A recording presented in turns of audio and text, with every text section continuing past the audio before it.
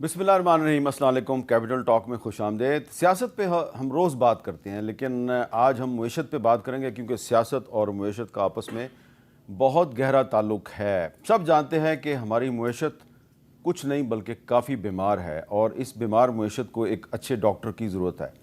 आज जो वज़ारत ख़ज़ाना ने इकनॉमिक सर्वे ऑफ पाकिस्तान जारी किया है, उस सर्वे में जो अदाद व शुमार बताए गए हैं वो तो बड़े ज़बरदस्त हैं। उसके मुताबिक तो पाकिस्तान में बहुत सी जो ज़रूरी अजनास हैं उसकी पैदावार में इजाफ़ा हो गया है और उस इकनॉमिक सर्वे के मुताबिक पाकिस्तान में महंगाई भी कम हो गई है और ये हुकूमत काफ़ी दिन से कह रही है कि महंगाई कम हो गई है।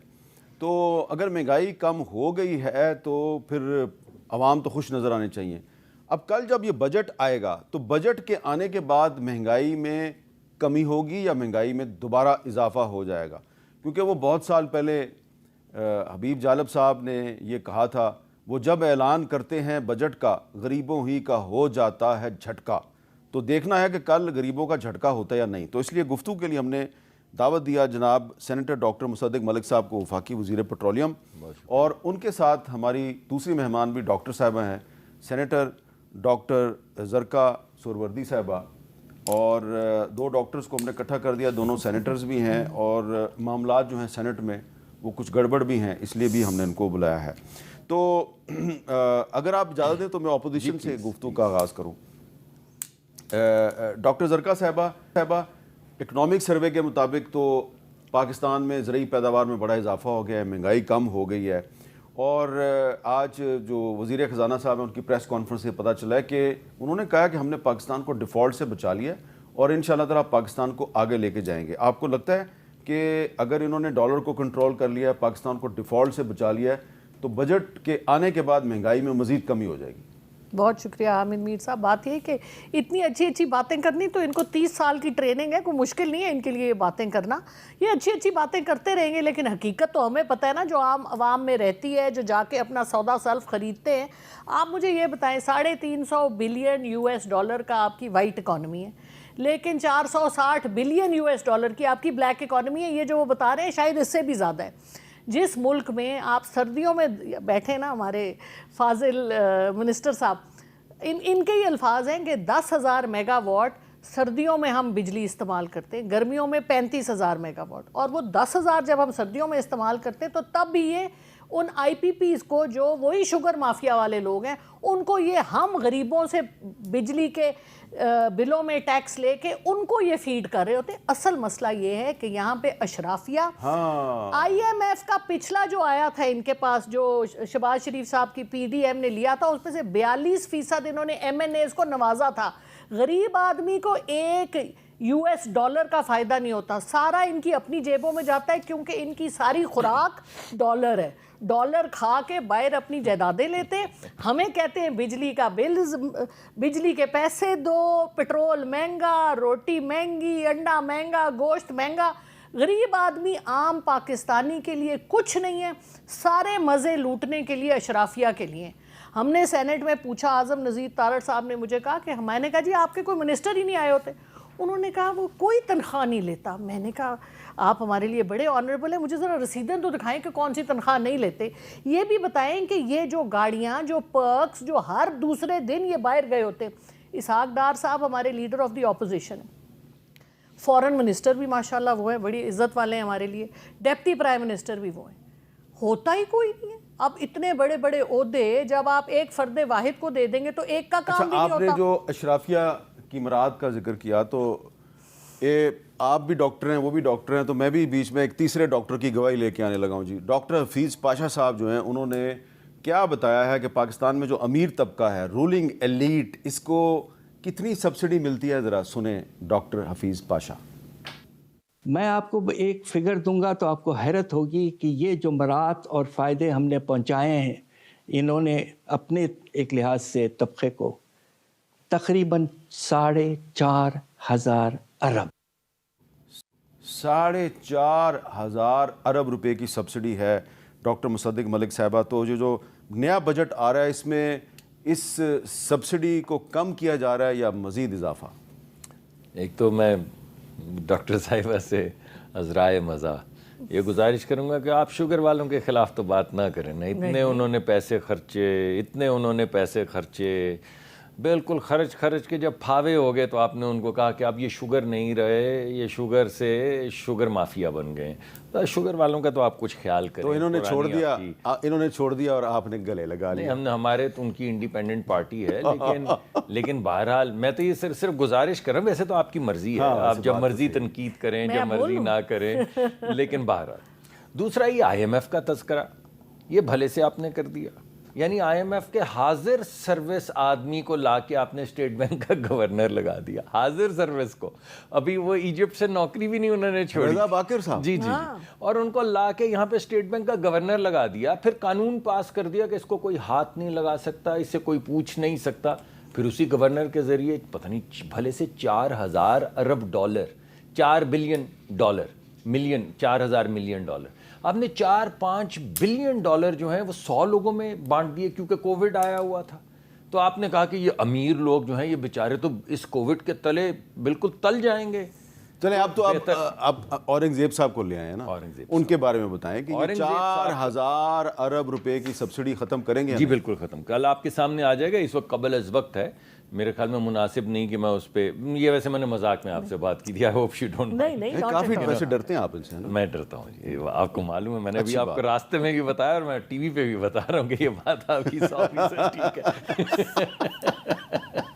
اچھا, لیکن اس کے علاوہ نہ مذاق سے آگے بڑھتے ہوئے دیکھیے, بات یہ ہے کہ ایک تو یہ جو آپ بات کریں گے 100% ٹھیک ہے, اور کل آپ کو اس کی نقوش نظر آئیں گے کہ کیسے یہ سبسڈیز ختم کی جا رہی ہیں. ایک تو یہ بات بڑی اہم ہوگی. دوسری بات یہ ہے کہ اورنگزیب صاحب میں تو سمجھتا ہوں کہ بڑے اچھے ذہن کے آدمی ہیں. مجھے پہلی دفعہ اتفاق ہوا ہے, میں انہیں نہیں جانتا تھا اس سے پہلے, مگر مجھے تو یہ نظر آیا کہ انٹیگریٹی کے ساتھ کام کرتے ہیں اور بہت بیلنسڈ آدمی ہیں. اور ان کا رویہ بھی معیشت کی طرف جو ہے وہ بڑا ایک بیلنسڈ رویہ ہے.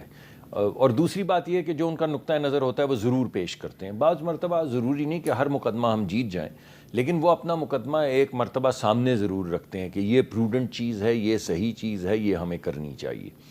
معیشت میں نہیں سمجھتا کہ ہم نے کچھ بہت زیادہ کوئی ایسی بہترین ہو گیا ملک کہ کیا بات ہے, ایسی کوئی چیز نہیں ہے. لیکن قدرے ہم سٹیبلٹی کی طرف جا رہے ہیں. یعنی پچھلے سال ہمارا جو جی ڈی پی کی گروتھ تھی, جو ترقی کی شرح تھی, وہ 0% تھی, 0 سے بھی تھوڑی کم تھی. تو اس مرتبہ اگر ہم 2.4% پہ گرو کر رہے ہیں, یا اگر ہماری زراعت جو ہے وہ 6.5% پہ گرو کر رہی ہے, تو اس کا مطلب کیا ہے؟ ترقی کی شرح سے ایک عام آدمی کو کیا ہے؟ ترقی کی شرح سے عام آدمی کو یہ ہے کہ زراعت جہاں پہ ہمارے 50 سے 60% لوگ اپنا روزگار تلاش کرتے ہیں, اگر اس میں 6-6.5% گروتھ ہوتی ہے تو ان کے گھر خوشحال ہوتے ہیں, وہاں پہ پروڈکٹیوٹی بڑھتی ہے, ان کی فصلیں ذرا بہتر ہو جاتی ہیں, ان کے گھر کے اندر جو ان خود کو استعمال کرنا ہوتا ہے وہ اناج بھی آ جاتا ہے, اور جو بیچنا ہوتا ہے وہ بھی زیادہ ہو جاتا ہے. اسی طرح اگر آپ کی گروتھ اوور آل 2.4% ہوتی تو شہروں کے اندر بھی بہتری آتی ہے. ابھی ہمارا جو انڈسٹریل سیکٹر ہے جس میں بالکل بڑی آہستہ گروتھ آ رہی تھی, یہ تیسرے کوارٹر میں میرے خیال میں کچھ 3.8%, تقریباً 4% اس کے اندر گروتھ آئی ہے. تو وہ جو چیز زراعت سے شروع ہوئی تھی اب وہ آہستہ بڑھتے ہوئے ایک اور بھی چیز میں گروتھ آئی ہے. جی, جو اکنامک سروے آف پاکستان ہے اس میں جو فگرز دی گئی ہیں اس کے مطابق پاکستان میں گدھوں کی تعداد میں بھی اضافہ ہو گیا.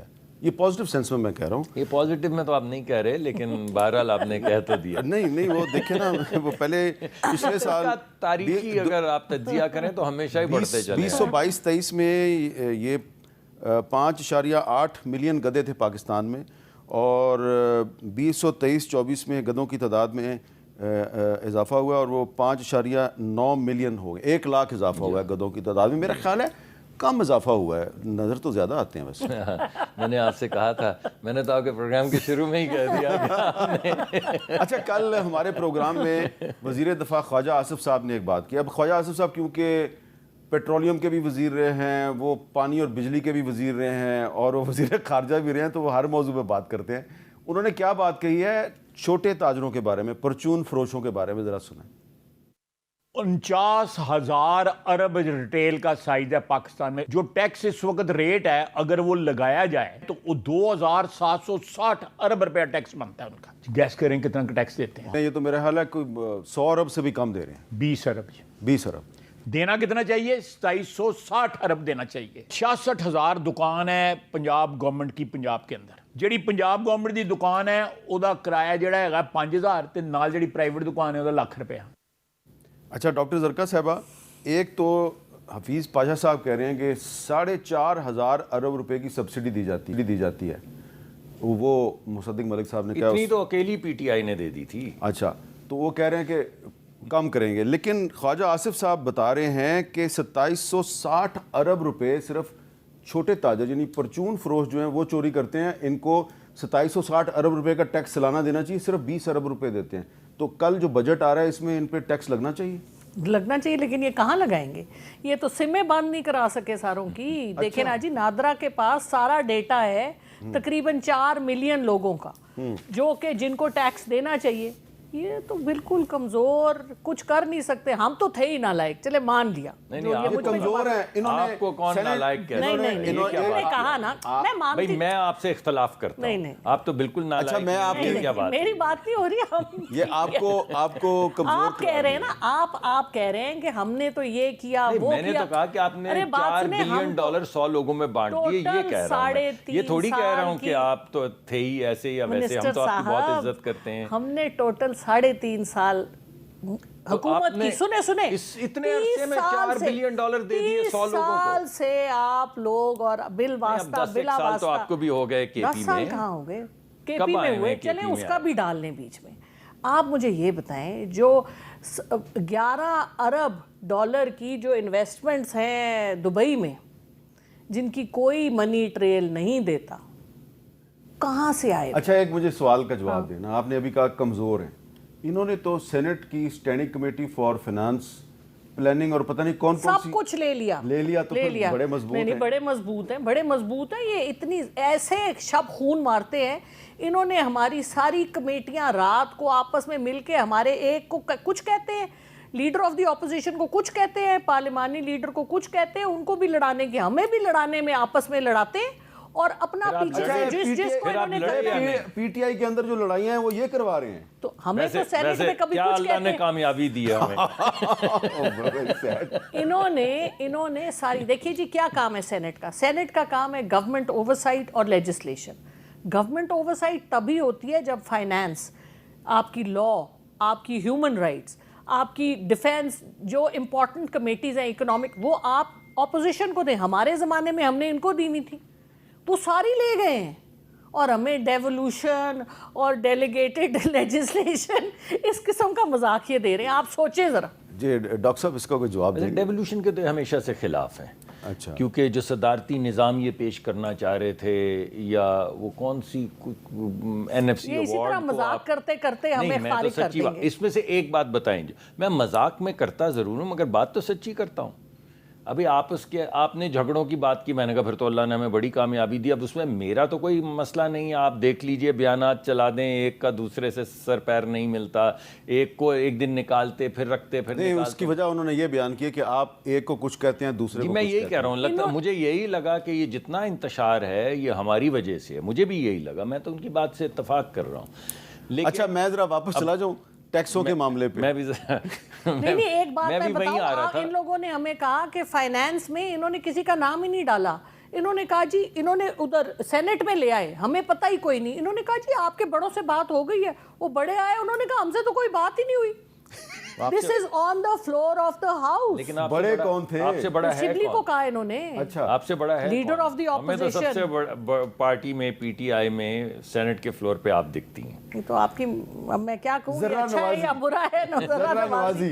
नहीं, हम तो आज से वर्कर हैं जी PTI। अच्छा, मैं जरा ये जो ख्वाजा आसिफ साहब का जो स्टेटमेंट है, 2700 रुपए का टैक्स चोरी हो रहा है उनके बकौल, तो इस पर इल्ज़ाम उन्होंने छोटे ताजरों पर लगाया। तो जो छोटे ताजरों की एक तंजीम है आल पाकिस्तान अंजुमन ताजरान, उसके सरबराह हैं अजमल बलोच साहब, वो इसका क्या जवाब देंगे? जी अजमल बलोच साहब, आपने ख्वाजा साहब की स्टेटमेंट सुनी, आप क्या इसका जवाब देंगे? जितना टैक्स ताजर इस वक्त दे रहा है, मैं आपको बता नहीं सकता। वो शख्स जो टैक्स, जिस पे 6 लाख की आमदन वाला टैक्स नहीं बनता है, वो भी 30, 40, 50 हज़ार रुपये साल का टैक्स बिजली के बिलों में 10% इनकम टैक्स अदा कर रहा है। 18% सेल टैक्स, 7.5% सेल टैक्स और 10% इनकम टैक्स अदा कर रहा है। मुल्क का कोई ताजर ऐसा नहीं है जो टैक्स इनडायरेक्ट इनको अदा ना कर रहा हो। अब लोगों को नेट में लाना, कुछ लोग नेट में नहीं हैं, अगर वो आ जाते हैं 40-50 लाख लोग आ जाते हैं तो इनको रिफंड देना पड़ेगा, क्योंकि वो छोटा ताजर है, उस पर टैक्स बनता ही नहीं है। अच्छा, कराची के जो ताजरों की तंजीम है उसके सदर हैं अतीक मीर साहब, उन्होंने भी इन दिनों बजट पे काफ़ी इज़हार ख्याल किया। अतीक मीर साहब, ख्वाजा आसिफ साहब कह रहे हैं कि आप 2760 अरब रुपए के टैक्स चोरी करते हैं, तो इस पर कुछ आप कहेंगे? एक वज़ीर दिफा क्या जाने मईशत के क्या मदोजज़र हैं, ऊंच नीच क्या है। वो कभी इलेक्ट्रिसिटी पे बात करते हैं, कभी वो मईशत पे बात करते हैं। पता तेनू कद्दू दा नहीं गल करना तू मईशत ते। आप बंद कमरों में एक पॉलिसी बनाते हैं और उसके बाद उसकी शरह मुकर्रर करते हैं, उसकी वसूली का तरीक़ाकार भी खुद ही तय कर लेते हैं और फिर उसको एक बादशाही फरमान के तौर पे जारी कर देते हैं। पिछले 20 सालों से तो इस तरह का तरीक़ाकार कभी काबिल कबूल नहीं हो सका। ये गैर हकीकी तरीक़ाकार है, ये कभी भी एक्सेप्टेबल नहीं होगा जब तक बैठ के बात ना की जाए, जब तक ये ना देखा जाए कि हम जो शरह मुकर्रर कर रहे हैं ये ताजिर इस माहौल में वो अदा भी कर सकेंगे या नहीं। फाइलर बनने की बातें ज़्यादा की जाती हैं और एक ही इल्ज़ाम छोटे ताजरों पर कि टैक्स देना नहीं चाहते, ये टैक्सों से फरार अख्तियार करते हैं। माजी में एक बेहतरीन टैक्स कल्चर था, क्या सबब है कि अब वो सूरत हाल नहीं है? इस पर कुछ अपनी अदाओं पे ज़रा गौर करें कि आप के तरीक़ाकार क्या है। आप जितनी भी टैक्स पॉलिसीज़ लेकर आए उनमें एक बेहतरीन तरीक़ाकार हमने देखा कि जिसमें एक फॉर्म पर मुश्तमिल एक अदायगी का तरीका, वही ऑर्डर था, वही चालान था और वही गोशवारा था। तो उसे क्यों नाकाम किया? वो लोग लाइनों में लंबी लाइनें बैंकों के बाहर लगा के टैक्स दे रहे थे, लेकिन उसे ब्यूरोक्रेसी ने इसलिए नाकाम किया कि उसमें रिश्वत की कोई गुंजाइश नहीं थी। बहुत बहुत शुक्रिया, या तो लगा के देखिए। बहुत बहुत शुक्रिया अतीक मीर साहब। ये बताएं सर, मुसद्दिक मलिक साहब, चले ठीक है छोटे ताजर टैक्स चोरी करते होंगे, सारे तो नहीं करते, लेकिन क्या इसकी वजह ये नहीं है कि जो टैक्स के गोशवारे जमा कराने का तरीक़ाकार है वो इतना कॉम्प्लिकेटेड है कि कोई शरीफ आदमी, ईमानदार आदमी अगर अपने इनकम टैक्स रिटर्न्स फाइल करना भी चाहे तो वकील को भारी फीस अदा किए बगैर वो नहीं कर सकता। देखिए, पहली बात तो ये कि मैं आपकी और अतीक मीर साहब की बात से 100% इत्तफाक करता हूँ। मैं समझता हूँ ये जो इनडायरेक्ट टैक्सेशन है, चाहे वो पेट्रोलियम लेवी हो, चाहे वो सेल्स टैक्स हो, चाहे वो कस्टम ड्यूटीज़ हों, वो इस वजह से लगती हैं कि हमसे डायरेक्ट टैक्स लिया नहीं जाता। तो ये FBR की नाकामी है। तो ये 100% ठीक बात कर रहे हैं कि एक तरीक़ाकार ऐसा होना चाहिए जिसमें सहूलत के साथ और बग़ैर चोर बाज़ारी के हर बंदा जो है वो अपनी आमदन के मुताबिक जितना बोझ उसको उठाना चाहिए इस मुल्क का शहरी होने की हैसियत से, उतना ही बोझ उठाए और उससे ज़्यादा नहीं उठाए। तो इसमें तो कोई शक नहीं है। इसमें कुछ काम शुरू हो चुका है, होगा नहीं, हो चुका है। FBR की मुकम्मल रीस्ट्रक्चरिंग और डिजिटाइजेशन का काम जो है वो शुरू हो चुका है, उसकी प्रोसेस मैपिंग हो रही है और अगले साल इंशाल्लाह जब आपके सामने हाजिर होंगे, उससे पहले कुछ ही महीनों में आपके सामने उसका खाका आना शुरू हो जाएगा कि कैसे किस सहूलत के साथ डिजिटाइज तरीके से बग़ैर ह्यूमन इंटरेक्शन के, बग़ैर ये जाना और सर्व करना नोटिस और चोर बाजारिया करना या ले दे कर लेना, कुछ चोरी हो जाना, कुछ वसूल कर लेना, सरकारी खाते में जमा करवा देना, ये नॉनसेंस तो रुकेगी तो मुल्क आगे बढ़ेगा। अच्छा, तो अभी एक तो मैं अगर एक मिनट, तो एक तो ये बात मैं आपकी बात से इत्तफाक करता हूँ। दूसरे, चलिए जितने भी ताजर हैं, मगर 20 अरब हमारे 8000 अरब यानी 8 ट्रिलियन की अगर हमारी टैक्स कलेक्शन है तो 20 अरब ही आ रहे हैं ना। इसमें ये तो सब मानते हैं कि जो फॉर्मल मैकेनिज़म्स के ज़रिए टैक्स दिया जा रहा है, रिटेल से जो आ रहा है वो 20 अरब है। उसको ایک مناسبت کے ساتھ تو آنا چاہیے نا. تو جب سلیقے سے ہم ٹیکس کریں گے جیسا وہ کہہ رہے ہیں اور اس کی شرح بھی ایسی رکھیں گے جو آمدن کی مجھ سے مطابقت رکھتی ہو اور ریزنبل ہو, تو پھر یہ 20 ارب کی اماؤنٹ بڑھے گی. اور یہی طریقہ کار ہے جس کو لے کر آگے بڑھ رہے ہیں. ٹیکس کی بیس جو ہے اس کو بڑھانے کی کوشش کر رہے ہیں. پچھلے سال اور اس سال کے مقابلے اس سال ہم نے 30% سے زیادہ ٹیکس اکٹھا کیا ہے, 31 یا 32% زیادہ ٹیکس اکٹھا کیا ہے. لیکن جو اس کی ترتیب ہے, جو اس کا پھیلاؤ ہے, انڈائریکٹ اور ڈائریکٹ ٹیکسیشن کی جو تفریق ہے, اس میں بہتری کرنا بہت زیادہ ضروری ہے. اچھا, ابھی اور اسی طرف آپ کو کچھ اس کے ڈائریکشن کل نظر. ابھی آپ نے غور کیا, مصدق ملک صاحب نے کہا کہ انشاءاللہ اگلے سال جب ہم دوبارہ بجٹ نہیں ڈیجیٹائزیشن نہیں, میں نے آپ کو سہولت اور ڈیجیٹائزیشن کے حوالے سے کہا, ٹیکسیشن کے بوجھ کے حوالے سے نہیں کہا. میں کلیئر کرنا اگلے سال آپ ہی کریں گے نا, پہلی بات نہیں, پہلے تو میں ایک تو سال کل بھی نیا ٹیکس ایئر یہ بجٹ کے بعد شروع ہو جائے گا, تو ایک اگلا سال تو آیا بھی کھڑا ہے. ہاں, میں یہ کہہ رہا ہوں کہ اگلے سال اور اس سے اگلے سال بھی انہوں نے ہی پیش کرنا ہے. آپ کو اس پہ کوئی اعتراض نہیں ان کی بات؟ نہیں, ہمیں بہت اعتراض ہے. بات یہ ہے کہ پہلی بات تو یہ کہ آئی ایم ایف نے کہا ہے کہ اب سبسڈیز کوئی نہیں ہوں گی. ماشاءاللہ بجٹ آنے سے پہلے انہوں نے شوگر کی ایکسپورٹ کی اجازت دے دی ہے, پوری سبسڈیز, تاکہ ہمارے جو اپنے لوگ ہیں ان کو تو مل جائے نا جو کچھ اربوں ڈالر روپے انہوں نے پہلے بنانے. اس میں تو کوئی سبسڈی نہیں, کیا بات نہیں اس میں تو آپ نے ماشاءاللہ رپورٹ لکھی تھی, آپ اتنا بڑا آپ اچھا تبصرہ کر رہی ہیں, تو یہ بتائیے نا اس میں سبسڈی کہاں ہے؟ کہاں لکھا ہوا ہے کہ اس ایکسپورٹ آپ نے تو سبسڈی دی تھی نا ایکسپورٹ کرنے کے لیے؟ سب دیتے ہیں. ارے آپ 3 چیزوں پہ سبسڈی ذرا میرے خیال ان کو پہلے بات مکمل کر. اچھا, دوسری بات یہ کہ ہم بھی بجٹ بناتے ہیں, آپ جیسے معیشت دان تو نہیں ہیں, مگر ہم بجٹ جب بناتے ہیں تو ہم اپنی انکم دیکھتے ہیں اور اپنا ایکسپینس دیکھتے ہیں, اور اپنے ایکسپینس کو کم کرتے ہیں جتنی انکم ہوتی ہے. مجھے ایک سوال کا جواب دے دیں کہ یہ ملک جو ہمارا ہے اس کو چلاتی ہے حکومت, جو آپ کی کیبنٹ ہے, ٹھیک ہے جی, اب آپ اپنے ایکسپینسز کیوں نہیں کم کرتے؟ آپ سوائے اس کے کہ آپ اور بورو کر رہے ہیں, ڈالر دے دو, آپ چین گئے, آپ سعودی عرب گئے, آپ امریکہ گئے, کس کے آگے گوٹے گٹے اس کے نہیں پکڑے, اور اس کے بعد آگے آپ شرمندہ اور پریشان اور خالی ہاتھ واپس آئے. اپنے خرچے کیوں نہیں کم کرتے؟ آپ کا پی ایس ڈی پی سارا گاڑیوں پہ مشتمل ہوتا ہے اور گھروں کی مراعات. آپ کیوں نہیں اپنی بیوروکریسی کو کنٹرول میں لے کے آتے؟ آپ 18ویں ترمیم کے بعد آپ نے سارے ڈپارٹمنٹ فیڈریشن میں رکھے ہوئے, کیوں آپ نے رکھے؟ بند کریں ان کو, بند کریں. یہ جو اتنا بڑا ٹیکس پیئر کے اوپر آپ نے بوجھ ڈالا ہوا ہے, آپ نے جو مراعات دی ہوئی ہیں پریزیڈنٹ, اور اس میں میں یہ بات نہیں کر رہی کہ ہمارا پریزیڈنٹ یا آپ کا پریزیڈنٹ, یہ جو بھی بڑے بڑے عہدے ہیں, chief justice, president, prime minister, جو بھی بڑے بڑے عہدے ہیں, جو تاحیات چیئرمین سینٹ انکلو, جس نے اپنی نوکروں کو 10 نوکر تاحیات گھر کے کرائے, بھئی کس خوشی میں؟ جب تک آپ کے پاس عہدہ ہے تب تک آپ کو مراعات ملنی چاہیے. جب آپ گھر گئے تو باقی لوگوں کی طرح ایک چھوٹی موٹی پینشن ہونی چاہیے, باقی نوکر چاکر, گاڑیاں, ڈرائیور, بجلی کے بل مفت, فون مفت, پیٹرول مفت. کس سے اجازت لی آپ نے؟ بند کرو سب کچھ. ہم ٹیکس پیئر ہیں, ہم نہیں دینا چاہتے یہ پیسے, ہم بند کروانا چاہتے ہیں. یہ بند کریں اس کو, آپ حکومت ہیں اس وقت, کریں. اگر آپ میں اتنے گٹس ہیں ہم یہ کریں گے. آپ لوگوں نے کچھ نہیں کرنا. آپ نے اسی طرح ہمیں یہ اکنامک سروے کا آئی واش دے کے نمبر اوپر نیچے کر کے آپ نے کہنا ہے چلو جی ہوں اگلا بجٹ آ گیا, اور اچھی اورنگزیب صاحب کی تعریفیں کر کے آگے چل پڑیں. چلو جی, میں ایک بریک لیتا ہوں. بریک کے بعد میں مصدق ملک صاحب سے پوچھوں گا کہ کیا کچھ بند کریں گے. یہ بریک کے بعد دوبارہ ملتے ہیں.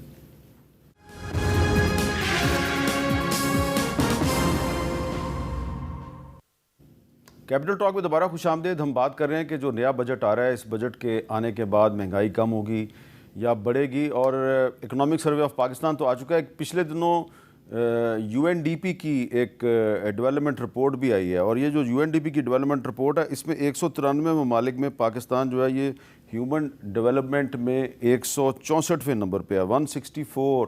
اور پتہ ہے کون کون سے ممالک جو ہیں وہ پاکستان سے اوپر ہیں؟ اس میں ایسے افریقی ممالک ہیں کہ میں ان کا نام لے کے آپ ہم وطن پاکستانی بھائی اور بہن جو ہیں آپ کا دل نہیں توڑنا چاہتا, لیکن بہت سے ایسے افریقی ممالک بھی ہیومن ڈیولپمنٹ انڈیکس میں ہم سے اوپر چلے گئے ہیں, جن کا کہ یہاں پہ تانا مارا جاتا تھا, وہ تم ایتھوپیا سے آیا ہو اور تم وہاں سے آئے ہو. میں دوبارہ نام نہیں لے رہا کیونکہ میں ان ممالک کو ریڈیکیول نہیں کرنا چاہتا. اچھا ڈاکٹر صاحب, یہ جو باتیں کی وقفے سے پہلے ڈاکٹر زرکا صاحبہ نے, آپ پہلے ویسے کہہ چکے ہیں کہ کل جو بجٹ آ رہا ہے اس میں کچھ چیزیں سبسڈیز کم ہو رہی ہیں, لیکن جب تک پاکستان میں پولیٹیکل سٹیبلٹی نہیں آتی تو اکنامک سٹیبلٹی کیسے آئے گی؟ یہ بات ٹھیک ہے جی آپ کی, 100% ٹھیک ہے.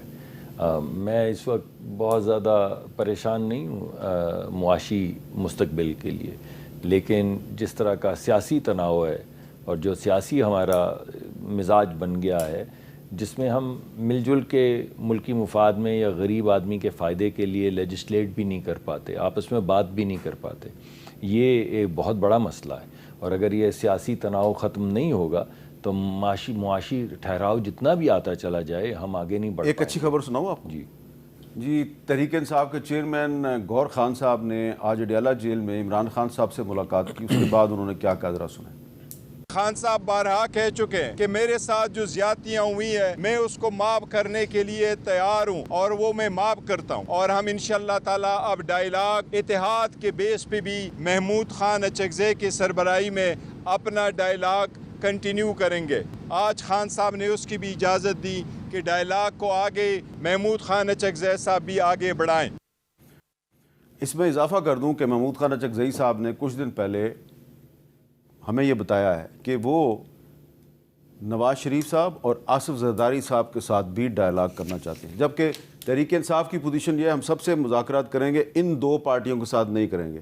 لیکن آج گور خان صاحب نے جو کہا ہے تو اس کے مطابق اگر اچکزئی صاحب کو ٹاسک دیا گیا ہے تو وہ سب کے ساتھ مذاکرات کریں گے انکلوڈنگ یور پارٹی. آپ کے خیال میں یہ ایک پولیٹیکل بریک تھرو نہیں آج؟ میں تو اس کو بڑا خوش آئند سمجھتا ہوں. بریک تھرو کچھ دن میں عیاں ہو جائے گا, کیونکہ کچھ ہی دن پہلے وہ کہتے تھے کہ ہم آپ سے بات نہیں کریں گے, ان سے بات کریں گے. تو ہم کہتے تھے کن سے بات کریں گے, تو کہتے تھے ان سے بات کریں گے جن کا قبر تک پیچھا کریں گے. تو ہم کہتے تھے قبر تک پیچھا کریں گے یا بات کریں گے, کیا کریں گے؟ تو کہتے تھے یہ کیا بات ہوئی, ہم دونوں کریں گے, ہم بات بھی کریں گے, صرف انہی سے کریں گے جن کا قبر تک پیچھا کریں گے. صرف یہ بھی کہتے تھے کہ صرف انہی سے کریں گے جن کے پاس اصل اختیار ہے. جی وہی, اور پھر یہ بھی کہتے تھے کہ جن کے پاس اختیار ہے ان کا قبر تک پیچھا کریں گے. تو یہ کیا بات ہوئی؟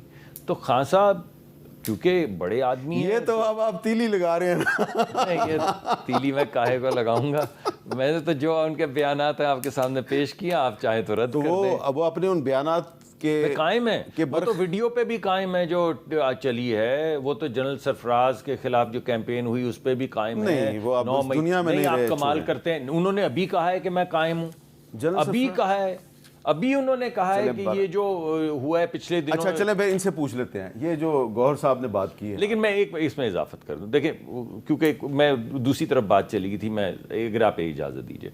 دیکھیے یہ بات خوش آئند ہے. ہاں. اگر حقیقت میں خان صاحب یہ بات کرنا چاہتے ہیں, اس کو سلجھانا چاہتے ہیں, اس کا اور کوئی طریقہ کار نہیں ہے. اگر ہم نے جمہوریت کے ذریعے بڑھنا ہے تو آپس میں ہی بیٹھ کے بات کریں گے نا.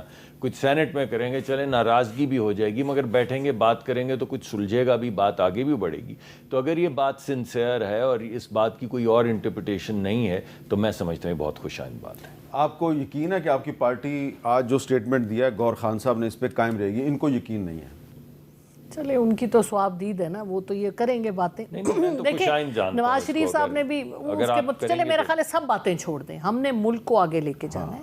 ہم چاہتے ہیں کہ ہمارے ملک میں جمہوریت ہو, یہ جو آئین کی اتنی پامالی ہو رہی ہے یہ بند ہو, اور جس طرح سے اس وقت ہیومن رائٹس وائلیشن, کانسٹیٹیوشن کی وائلیشن, جس طرح آپ ٹرائلز مس ٹرائلز وداؤٹ اینی کوئی آپ کا لیگل بیسس نہیں ہوتا, آپ لوگوں کو اٹھا لیتے ہیں, آپ ان کو جیلوں میں 1 سال سے لوگ پڑے ہوئے ہیں بغیر کسی مطلب ان کے اوپر کچھ پروو ہی نہیں ہوا.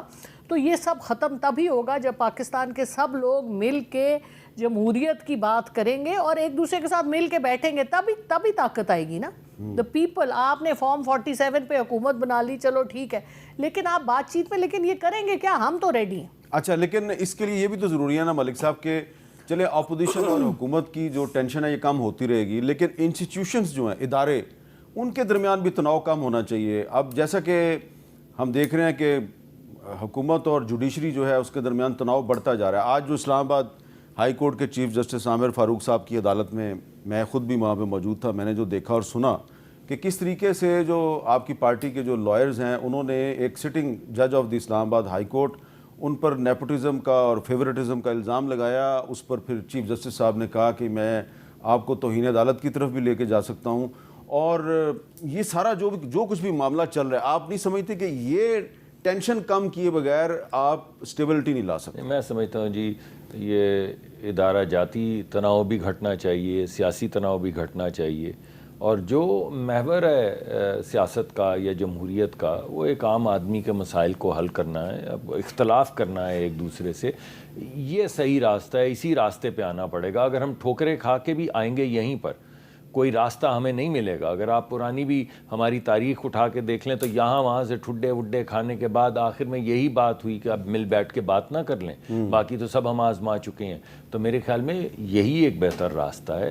اداروں کے اندر بھی تناؤ کم ہونا چاہیے, سیاسی جماعتوں میں بھی تناؤ کم ہونا ہے, تھوڑی چھیڑ چھاڑ بھی ٹھیک ہے, تھوڑا صحیح کا جو اختلاف ہے وہ تو ضروری ہے کہ ہم پیش کریں تمام اپنے بلز جو ہیں وہ عوامی مفاد میں, اور اسی عوامی مفاد کو سامنے رکھتے ہوئے اپوزیشن اس کو بالکل بے ترتیب کر دے اور اس کو بولے کہ نہیں یہ اس طریقے سے زیادہ بہتر ہو سکتا ہے, آپ یہ والا طریقہ سوچیں. تو یہ تکرار تو ہونی چاہیے, مگر اس وقت یہ بات تو ہوتی نہیں ہے. ہاں اس وقت توئے کا بازار گرم ہے, آپس میں ٹکراؤ بھی ہے, آپس میں تناؤ بھی ہے, اسے گھٹنا چاہیے. بالکل. اور اس میں ایک ویسے میں آپ کو بتا رہا ہوں کہ یہ جو حکومت اور اپوزیشن کی لڑائی ہے, اس میں کچھ لوگ جو ہیں مختلف اداروں میں جو کالی بھیڑیں بیٹھی ہوتی ہیں وہ کس طریقے سے اس کا فائدہ اٹھاتی ہیں.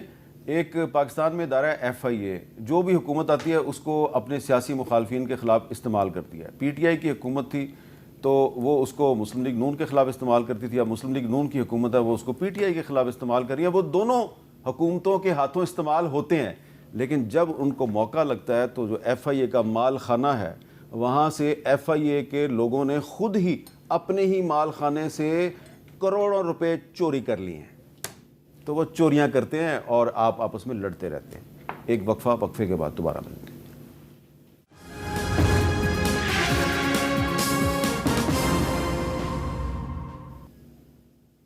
کیپٹل ٹاک میں دوبارہ خوش آمدید. ہم وقفے سے پہلے بات کر رہے تھے کہ معاشی استحکام کے لیے سیاسی استحکام بھی ضروری ہے. اب آج ہماری جو وفاقی وزارت داخلہ ہے اس نے ایک نوٹیفیکیشن جاری کیا, اور وہ یہ ہے کہ جو لوگ پاکستان سے باہر چلے جاتے ہیں اور باہر جا کے وہ وہاں پہ سیاسی پناہ حاصل کرتے ہیں تو ان کے جو پاکستانی پاسپورٹ ہیں ان کو رینیو نہیں کیا جا سکے گا.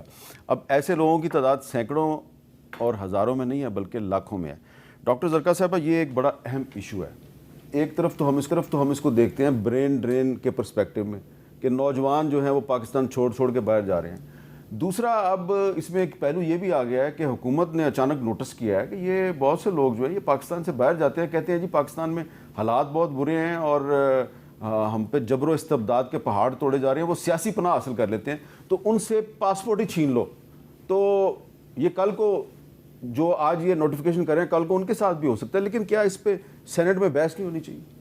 بالکل ہونی چاہیے. اس پہ بھی بحث ہونی چاہیے کہ ہمارے گورنمنٹ آفیشلز بہت سے ہیں جو ڈیول نیشنلٹی ہولڈر ہیں, جن کے پاس کینیڈا کے نیشنلٹی ہے, ان کے پرانے پرنسپل سیکریٹری کے آگے سے. اچھا. ہاں. تو اس پہ بھی اس طرح اتنے لوگ اتنے بڑے بڑے عہدوں پہ بیٹھے ہیں, ان کی ڈیول نیشنلٹیز ہیں, وہ کس ملک کے ساتھ وفادار ہوں گے؟ وہ اس ملک کے ساتھ ہوں گے جس میں رہ رہے ہیں, جدھر سے وہ مراعات لے رہے ہیں, یا اس ملک میں جہاں انہوں نے اپنی ساری جائیدادیں بنائی ہوئی ہیں؟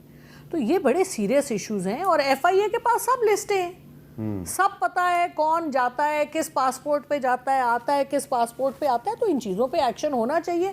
دیکھیں جی, اگر آپ اپنے گھر کی خود حفاظت نہیں کریں گے تو کوئی دوسرا بھی نہیں کرے گا. اسی لیے تو جس طرح آپ کہہ رہے ہیں FIA کی انہوں نے لوٹ لیا, ادھر تو فری فار آل ہے, جس کا جہاں داؤ لگتا ہے وہ کہتے ہیں باقی بھی سب کھا رہے ہیں تو چلو ہمارا بھی داؤ لگ جائے. تو یہ ایٹیٹیوڈ نہیں صحیح. آپ کو یاد ہے, پرانی بات تو نہیں ہے کہ یہ جب نواز شریف صاحب جو ہیں وہ لندن میں تھے اور ان کے اہل خانہ بھی ان کے ساتھ ہے, تو ان کو یہ مسئلہ درپیش ہوتا تھا, انہوں نے اپنا پاسپورٹ پرانا مسئلہ ہے. اس کو میں نے اس کو نہیں دیکھا جو آپ کہہ رہے ہیں آج ایک ہوا ہے. اس پہ آپ نہیں سمجھتے کہ اس پہ ڈیبیٹ ہونی چاہیے؟ اس پہ ضرور ڈیبیٹ ہونی چاہیے, بیکاز جیسا کہ آپ فرما رہے ہیں کہ ایسا نہیں کہ یہ ہوا ہے, یہ تو ہو رہا تھا. یہ تو میاں نواز شریف کا پاسپورٹ کینسل کر دیا گیا, ٹریول ڈاکیومنٹ کینسل کر دیے گئے, آپ نے ذکر کیا کچھ لوگ جو ہیں اگر بغیر کسی وجہ کے جیلوں میں ہیں تو اچھی بات نہیں ہے، مگر سعد رفیق صاحب 3 سال جیل میں رہے، سلمان رفیق صاحب 3 سال جیل میں رہے، تو یہ تمام چیزیں جو ہیں یہ کبھی تھم جانی چاہیے نا. یہ ہر ایگزامپل کے ساتھ ایک ایگزامپل جڑی ہوئی ہے، مگر اس کا مطلب یہ ہے کہ وہ جس کو میں تناؤ یا وہ تو یہ کہہ رہا ہوں وہ چل رہی ہے تو اسے رک جانا چاہیے. تو وہ رکے گا کیسے؟ بیٹھ کے بات کرنے سے، چاہے وہ ڈیول نیشنلٹی کی بات ہو. اگر آپ واقعی سمجھتے ہیں کہ پاکستان سے باہر گئے لوگ جو ہیں جن کے پاس ڈیول نیشنل ہیں، جو پاکستانی پاسپورٹ بھی رکھتے ہیں اور ہمیں ریمیٹنسز بھی بھیجتے ہیں، اگر آپ چاہتے ہیں کہ ان کو بالکل پاکستان سے طاق کر دیا جائے یا ان کو کم از کم سول سروس میں نہ آنے دیا جائے یا ان کو پالیٹکس میں نہ آنا دیا جائے، تو اس پہ آپ کو بیٹھ کے بات کرنی ہوگی، اس کے پروز اینڈ کونس کو ڈسکس کرنا ہوگا. آپ کو دیکھنا ہوگا کہ جو پاکستان سے باہر لوگ رہتے ہیں جن کے دل پاکستان کے لیے دھڑکتے ہیں، ان کو کتنا حق ہے پاکستان پہ، ان کو پاکستان میں کیا کیا رائٹس ملنے چاہیے. مگر یہ تو آپ اور میں بیٹھ کر بات کریں گے تو پھر بات کھلے گی نا. بالکل ٹھیک ہے. تو مگر جو اصل بات وہ یہی ہے کہ بیٹھ جائیں، بات کریں، ان تمام چیزوں پہ کریں، مگر ایک کھلے دل اور کھلے ذہن کے ساتھ بات کریں. اور یہ بھی بتائیں، اب لوگ ابھی جو دیکھ رہے ہیں آپ کی باتیں سن رہے ہیں وہ سوچ رہے ہوں گے یار حامد میر نے ابھی تک اصل گل تو پوچھی نہیں. پوچھ لو جی پھر. ہوں میں لگتا سی جان تو پہلے پوچھو گے ضرور تو سی. پیٹرول مہنگا ہو رہا ہے یا سستا ہو رہا ہے؟ پیٹرول دکھا رہے جی. ٹھیک ہے پیٹرول مزید سستا ہوگا؟ نہیں میں کوئی پیٹرول پہ تبصرہ نہیں کر سکتا، وہ غیر مناسب ہوگا. اچھا تو ویسے یہ جو آپ نے پچھلے دنوں تو کچھ قیمتیں کم کی، دیکھیں اگر آپ حقیقت میں پوچھیں مجھ سے قیمتیں کم ہوئی ہیں، اس میں 2 چیزیں ہیں جو اہم ہیں. ایک یہ ہے کہ بین الاقوامی منڈی میں خام تیل کی قیمت کیا ہوتی ہے، یہ بہت اہم پہلو ہے. دوسرا روپے اور ڈالر کا تناسب کیا رہتا ہے. تو یہ جو ہمارے جو میں نے آج کو فگرز آپ کو بتائی ہیں کہ مہنگائی میں کمی آئی ہے، پچھلے سال 39% تھی، اب 11% پہ آ گئی. 11% بھی بہت زیادہ ہے، اسے کم ہونا ہے. مگر ان تمام چیزوں سے جو ہمارا ایکسٹرنل سیکٹر کا ڈیفیسٹ تھا جو $4-5 بلین کا تھا، وہ $200 ملین پہ آ گیا ہے، شاید سال ختم ہونے سے پہلے 0 پہ آ جائے. تو ان چیزوں کی وجہ سے روپے جو ہے وہ مضبوط ہوا ہے. میرے خیال میں 6-7% یا 3-4% اس میں بہتری آئی ہے. تو اس کی وجہ سے پٹرول کی قیمت بھی کم ہوتی ہے، امپورٹڈ گیس کی قیمت بھی کم ہوتی ہے. تو اس میں زیادہ عمل دخل جو ہے وہ ہماری میکرو اکنامک سچویشن کا ہے جس میں بہتری لانی بہت ضروری ہے. بہت بہت شکریہ ڈاکٹر مصدق ملک صاحب، ڈاکٹر زرکا صاحب، آپ کا بھی بہت بہت شکریہ. اور ہم امید کرتے ہیں کہ بجا تو اچانک بجٹ کے پیش ہونے کے بعد پاکستان کی جو معیشت ہے وہ مکمل طور پر تو ٹھیک نہیں ہوگی، لیکن ایسے آثار ضرور نظر آنے چاہیے کہ ہم بہتری کے راستے پہ چل رہے ہیں. اور یہ الٹیمیٹلی جو بہتری ہے یہ اسی وقت آپ کو نظر آئے گی جب پاکستان میں سیاسی استحکام آئے گا. پولیٹیکل سٹیبلٹی کے بغیر اکنامک سٹیبلٹی نہیں آ سکتی. اجازت دیجیے، اللہ حافظ.